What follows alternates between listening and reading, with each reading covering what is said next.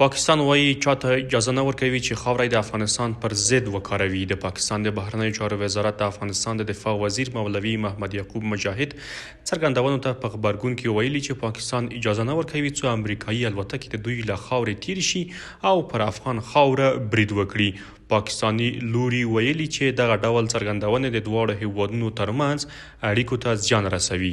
د افغانستان د ملي دفاع وزیر مولوي محمد یعقوب تیره ورځ په یوه خبري کانفرانس کې ویلي وو چې امریکایي الوتکې د پاکستان له خاورې تیریږي او بیا پر افغانانو بریدونه کوي.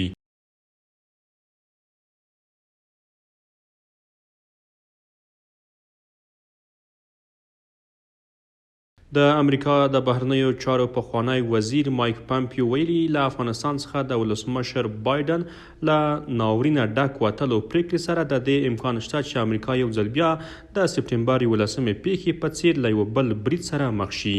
دا په داسې حال کې ده چې د افغانستان سرپرست حکومت په وار ویلي چې له امریکا او ټول نړۍ سره پر متقابل درناوي ولاړې ښې اړیکې غواړي او هیڅ چاته اجازه نه ورکوي چې افغان خاوره د بل هیواد پر ضد وکاریږي.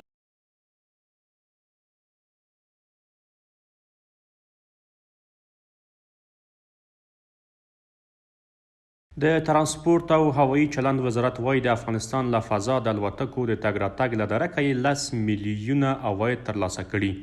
د یاد وزارت مسؤلین زیاتوي د افغانستان د هوایي حریم د مدیریت او کنټرول په موخه له څو معتبرو نړیوالو شرکتونو سره خبرې روانې دي. د ترانسپورت او هوایي چلند وزارت وایي چې په تیر یو کال کې د افغانستان پر فضا کابو 15,000 عبوري الوتنې شوې چې په پایله کې یې شاوخوا 10 میلیونه امریکایي ډالر عواید ترلاسه شوي دي.